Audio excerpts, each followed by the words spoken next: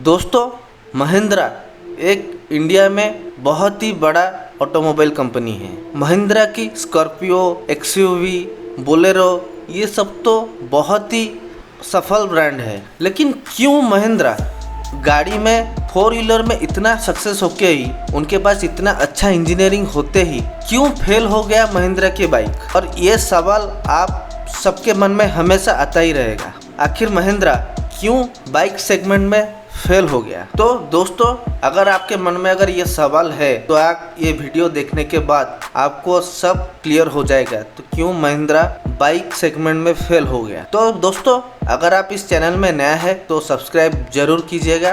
तो चलिए वीडियो शुरू करते हैं। दोस्तों, महिंद्रा ने 2008 में टू व्हीलर इंडस्ट्री में एंटर किया काइनेटिक कंपनी को खरीद के, और महिंद्रा ने काइनेटिक मोटर खरीदने के बाद सेंचुरो और पेंटेरो ये दोनों मॉडल गाड़ी के साथ टू व्हीलर सेगमेंट पे लॉन्च किया। दोस्तों, उस टाइम रिमोट कंट्रोल सिर्फ कार में आता था, लेकिन ये महिंद्रा में सेंचुरो में ये रिमोट कंट्रोल गाड़ी भी था, और इस सेगमेंट में ये गाड़ी बहुत सस्ता भी था। ये सस्ते होने से भी बहुत सारे इसका लुक को लेके और उसका कुछ तकनीकी प्रॉब्लम के वजह से ये मार्केट में खास सेल नहीं कर पाया। और ये जो गाड़ी उस दिन महिंद्रा भेजने के बाद वो गाड़ी का सेल कम होते ही महिंद्रा ने ये गाड़ी का प्रोडक्शन बंद कर दिया। अगर हम पेंटेरो की बात करेंगे, उसके साथ भी कुछ ऐसा ही हुआ था। उसके बाद कुछ दिन के बाद बहुत सालों में ये दोनों गाड़ी फेल होने के बाद महिंद्रा ने कम बैक करने के लिए कोशिश भी की। उसके साथ वो मोजो मॉडल के गाड़ी लॉन्च किया, जिसे कि एक एडवेंचर और सेमी स्पोर्ट्स लुक में गाड़ी को बनाया गया था। और वो उस टाइम की डुअल चैनल एग्जॉस्ट की मेड इन इंडिया की पहली गाड़ी थी, और इसका बाइक का लुक थोड़ा अजीब ही था, इसलिए लोगों को ये पसंद नहीं आया। और उस टाइम में उसके कंपटीटर हिमालयन और डोमिनार ये दोनों गाड़ी भारतीय जनता को बहुत पसंद आ गया था, और उसको देखते ही तो ये भी गाड़ी फेल मार गया। और अगर आप देखेंगे तो सर्विस के लिए ये बहुत सारे जगह पे उसका सर्विस अवेलेबल नहीं था, इसलिए बाइकर्स लोग इसको चलाने के लिए सेफ नहीं मान रहे। सब प्रॉब्लम को देखते ही इस बाइक को भी फेलियर का सामना करना पड़ा। उसके बाद आनंद महिंद्रा जी ने हार भी नहीं मानी, और उसके बाद बहुत सारे गाड़ी को लॉन्च किए, और वो भी फेल होता ही रहा। तो आखिर क्यों महिंद्रा टू व्हीलर सेगमेंट में फेल मार रहा था? उसका वजह एक नहीं, कई सारे वजह है, जिनमें आप फास्ट देखेंगे तो उनका जो समस्या थी, पहले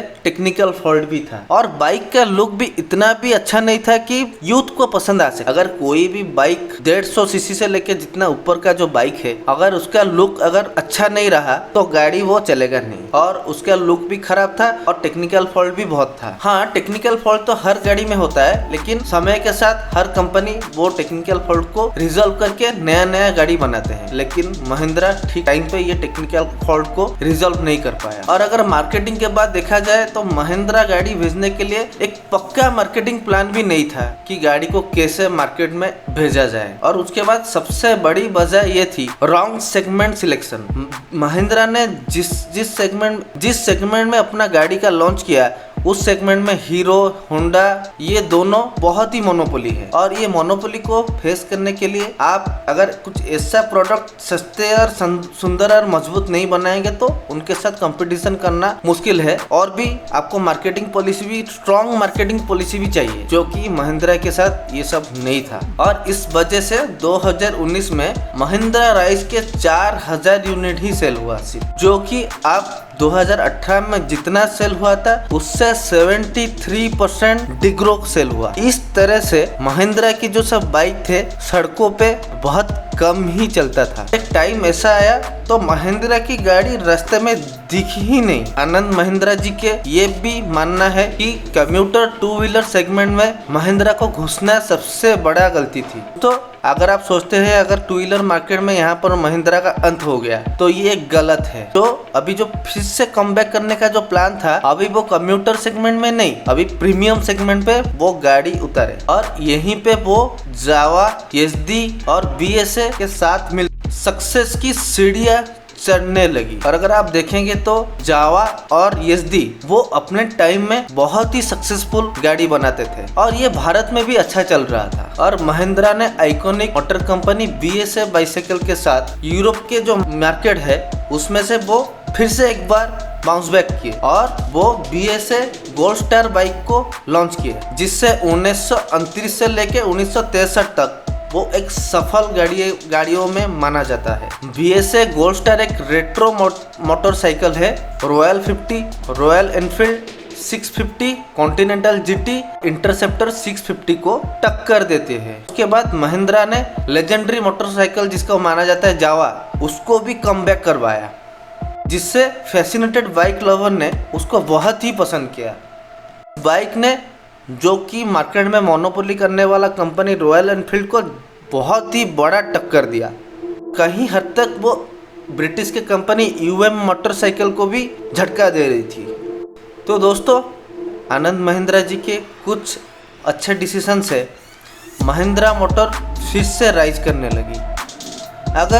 अगर हम आनंद महिंद्रा जी के स्ट्रेटेजिक बारे में देखेंगे तो वो बहुत सारे फेल्योर प्रोजेक्ट को बहुत ही सक्सेस तक लेके गए हैं और ले भी रहे हैं। अगर हम दुआ करते हैं कि आनंद महिंद्रा जी ने ये बाइक सेगमेंट को भी बहुत ही आगे लेता जाए, ताकि फॉरेन कंपनी का डोमिनेंस इंडिया में ना पड़े। तो दोस्त लोग, आप लोग का राय क्या है? आनंद महिंद्रा जी को और क्या करना चाहिए ताकि इंडिया में बाइक सेगमेंट में इंडियन कंपनी महिंद्रा भी टेक ओवर कर सकती है? तो आप अपना राय इस कमेंट बॉक्स में ज़रूर शेयर कीजिए और अगर आप इस चैनल में नया है तो लाइक और सब्सक्राइब जरूर कीजिएगा।